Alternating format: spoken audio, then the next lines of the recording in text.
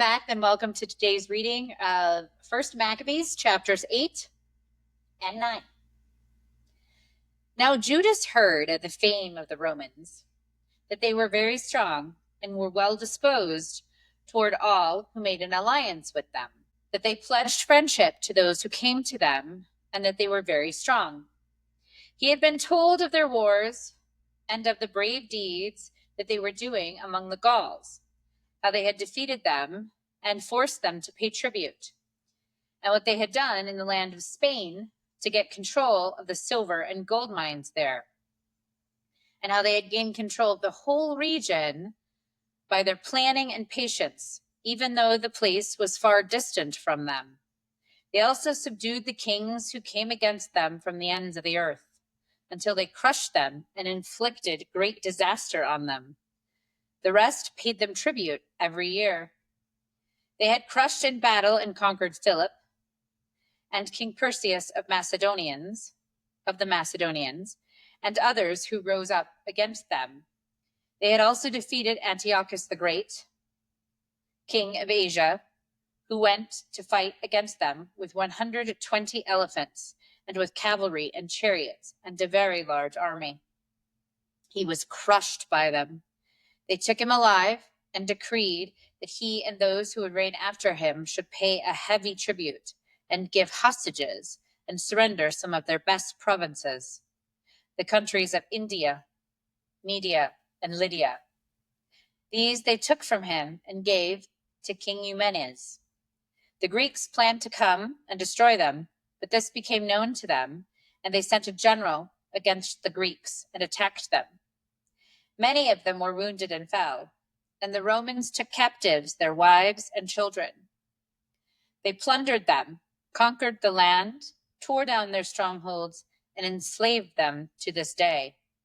The remaining kingdoms and islands, as many as ever opposed them, they destroyed and enslaved. But with their friends and those who rely on them, they have kept friendship. They have subdued kings far and near, and as many as have heard of their fame have feared them. Those whom they wish to help and to make kings, they make kings, and those whom they wish, they depose. And they have been greatly exalted. Yet all for this, not one of them has put on a crown or worn purple as a mark of pride, but they have built for themselves a Senate chamber, and every day 320 senators constantly deliberate concerning the people to govern them well. They trust one man each year to rule over them and to control all their land. And they heed the one man, and there is no envy or jealousy among them. So Judas chose Apollonius, son of John, son of Achos, and Jason, the son of Eleazar, and sent them to Rome to establish friendship and alliance, and to free themselves from the yoke. For they saw that the kingdom of the Greeks was enslaving Israel completely. They went to Rome, a very long journey, and they entered the Senate chamber and spoke as follows: Judas, who is also called Maccabeus, and his brothers and the people of the Jews have sent us to you to establish alliance and peace with you, so that we may be enrolled as your allies and friends. The proposal pleased them, and this is a copy of the letter that they wrote in reply on bronze tablets and sent them to Jerusalem to remain with them there as a memorial of peace and alliance. May all go well with the Romans and with the nation of the Jews at sea and on land forever, and may sword and enemy be far from them. If war comes first to Rome or to any of their allies in all their dominion, the nation of the Jews shall act as their allies wholeheartedly, as the occasion may indicate to them. To the enemy that makes war, they shall not give nor supply grain, arms, money, or ships, just as Rome has decided, and they shall keep their obligations without receiving any in return. In the same way, if war comes first to the nation of the Jews, the Romans shall willingly act as their allies, as the occasion may indicate to them. And to their enemies there shall not be given grain, arms, money, or ships, just as Rome has decided. and they shall keep these obligations and do so without deceit. Thus, on these terms, the Romans make a treaty with the Jews, with the Jewish people. If, after these terms are in effect, both parties shall determine to add or delete anything, they shall do so at their discretion, and any addition or deletion that they may make shall be valid. Concerning the wrongs that King Demetrius is doing to them, we have written to him as follows. Why have you made your yoke heavy on our friends and allies, the Jews? If now they appeal again for help against you, we will defend their rights and fight you on sea and on land. When Demetrius heard that Nicanor and his army had fallen in battle, he sent Bacchides and Alcimus into the land of Judah a second time, and with them the right wing of the army. They went by the road that leads to Gilgal, and encamped against Methaloth in Arbela. And they took it and killed many people. In the first month of the 152nd year, they encamped against Jerusalem. Then they marched off and went to Berea with 20,000 foot soldiers and 2,000 cavalry. Now Judas was encamped in Elasa, and with him were 3,000 picked men. When they saw the huge number of the enemy forces, they were greatly frightened, and many slipped away from the camp until no more than 800 of them were left. When Judas saw that his army had slipped away and battle was imminent, he was crushed in spirit, for he had no time to assemble them. It became faint, but he said to those who were left, "Let us get up and go against our enemies. We may have the strength to fight them." But they tried to dissuade him, saying, "We do not have the strength. Let us rather save our own lives now, and let us come back with our kindred and fight them. We are too few." But Judas said, "Far be it from us to do such a thing as to flee from them. If our time has come, let us die bravely for our kindred, and leave no cause to question our honor." Then the army of Bacchides marched out from the camp, and took its stand for the encounter. The cavalry was divided into 2 companies, and the slingers and the archers went ahead of the army, as did the chief warriors. Bacchides was on the right wing, flanked by two companies. The phalanx advanced to the sound of the trumpets, and the men with Judas also blew their trumpets. The earth was shaken by the noise of the armies, and the battle raged from morning until evening. Judas saw that Bacchides and the strength of his army were on the right. Then all the stout-hearted men went with him, and they crushed the right wing, and he pursued them as far as Mount Azotus. When those on the left wing saw that the right wing was crushed, they turned and followed close behind Judas and his men. The battle became desperate, and many on both sides were wounded and fell. Judas also fell, and the rest fled. Then Jonathan and Simon took their brother Judas and buried him in the tomb of their ancestors at Modin, and wept for him. All Israel made great lamentation for him. They mourned many days and said, "How is the mighty fallen, the Savior of Israel?" Now the rest of the acts of Judas and his wars, and the brave deeds that he did, and his greatness, that have not been recorded, but they were very many. After the death of Judas, the renegades emerged in all parts of Israel. All the wrongdoers reappeared. In those days, a very great famine occurred, and the country went over to their side.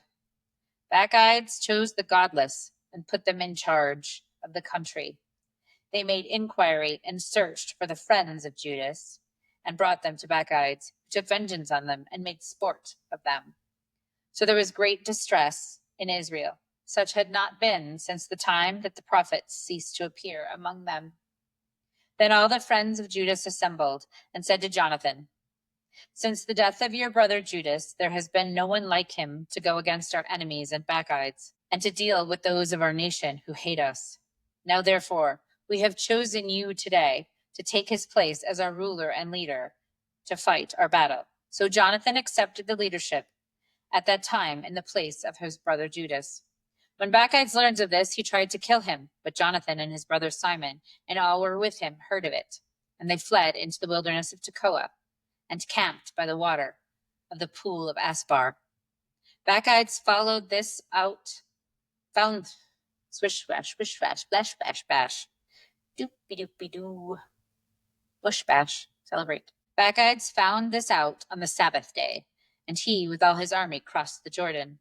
So Jonathan sent his brother as a leader of the multitude and begged the Nabateans, who were his friends, for permission to store with them the great amount of baggage that they had. But the family of Jambri from Medeba came out and seized John and all that he had and left with it. After these things, it was reported to Jonathan and his brother Simon, the family of Jambri are celebrating a great wedding and are conducting the bride, a daughter of one of the great nobles of Canaan, from Naboth, with a large escort. Remembering how their brother John had been killed, they went up and hid under cover of a mountain. They looked out and saw a tumultuous procession with a great amount of baggage. And the bridegroom came out with his friends and his brothers to meet them, with tambourines and musicians and many weapons. Then they rushed on them and ambushed from the ambush and began killing them. Many were wounded and fell, and the rest fled to the mountains. And the Jews took all their goods. So the wedding was turned into mourning, and the voice of their musicians into a funeral dirge.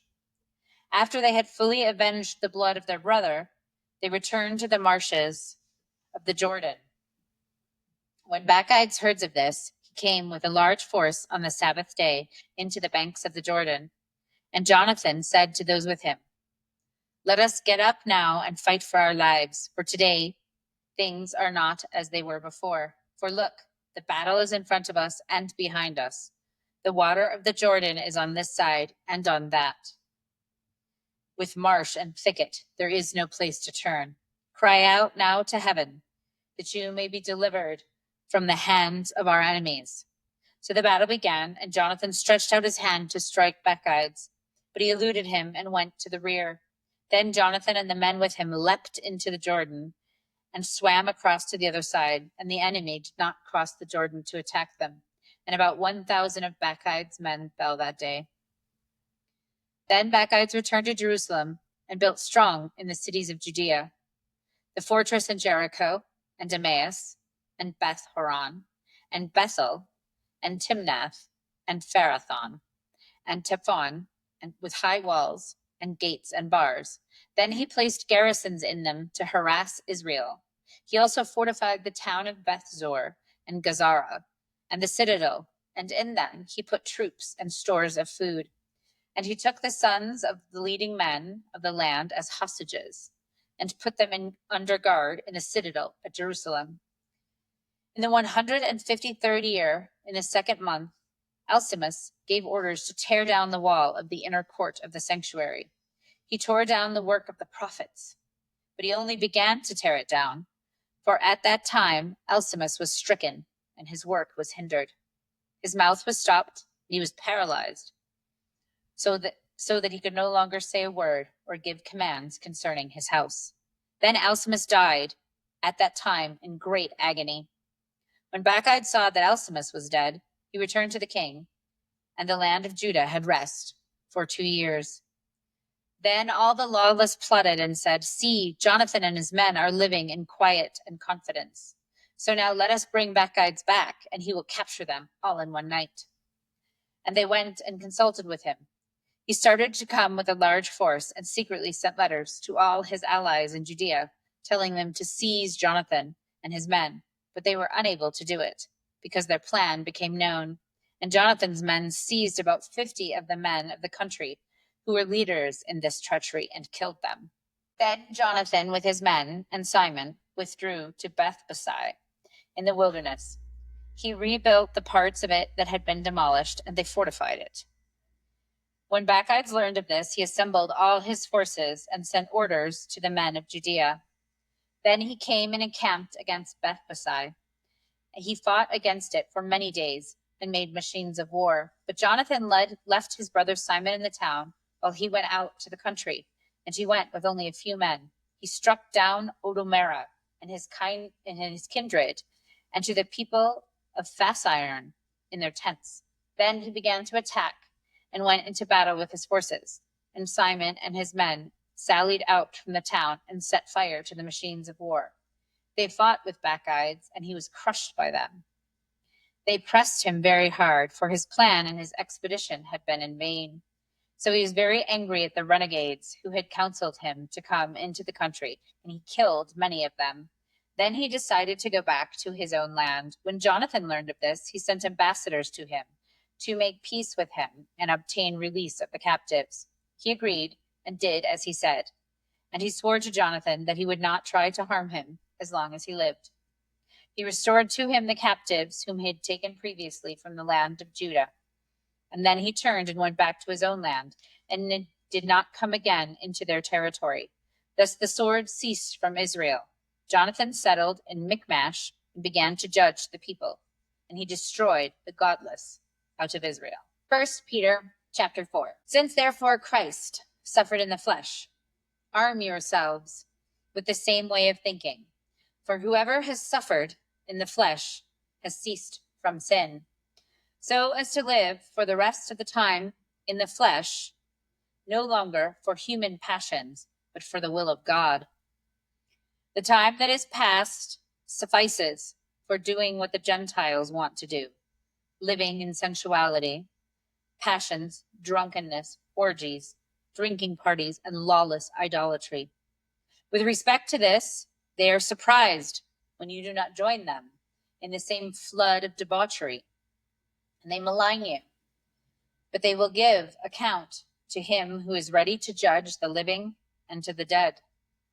For this is why the gospel was preached, even to those who are dead, that though judged in the flesh the way people are, they might live in the spirit the way God does.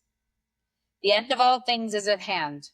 Therefore, be self-controlled and sober-minded for the sake of your prayers. Above all, keep loving one another earnestly, since love covers a multitude of sins. Show hospitality to one another without grumbling. As each has received a gift, use it to serve one another as good stewards of God's varied grace. Whoever speaks, as one who speaks oracles of God. Whoever serves, as one who serves by the strength that God supplies, in order that in everything God may be glorified through Jesus Christ. To him belong glory and dominion forever and ever. Amen. Beloved, do not be surprised at the fiery trial when it comes upon you to test you, as though something strange were happening to you, but rejoice insofar as you share Christ's sufferings, that you may also rejoice and be glad when his glory is revealed. If you are insulted for the name of Christ, you are blessed, because the Spirit of glory and of God rests upon you. But let none of you suffer as a murderer or thief or an evildoer or as a meddler. Yet if anyone suffers as a Christian, let him not be ashamed, but let him glorify God in that name. For it is time for judgment to begin at the household of God. And if it begins with us, what will be the outcome for those who do not obey the gospel of God? And if the righteous is scarcely saved, what will become of the ungodly and the sinner? Therefore, let those who suffer according to God's will entrust their souls to a faithful Creator while doing good. Psalm 33. Shout for joy in the Lord, O you righteous. Praise befits the upright. Give thanks to the Lord with the lyre. Make melody to him with the harp of 10 strings. Sing to him a new song, playfully skill on the strings with loud shouts. For the word of the Lord is upright, and all his work is done in faithfulness.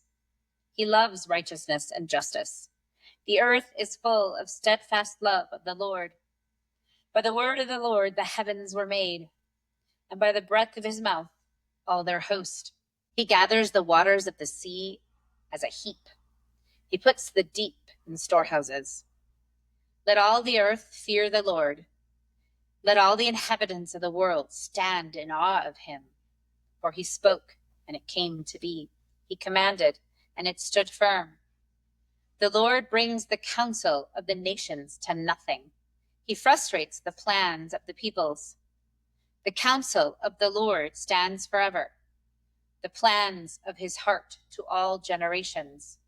Blessed is the nation whose God is the Lord, the people whom he has chosen as his heritage. The Lord looks down from heaven. He sees all the children of man. From where he sits enthroned, he looks out on all the inhabitants of the earth. He who fashions the hearts of all of them and observes all their deeds. The king is not saved by his great army. A warrior is not delivered by his great strength.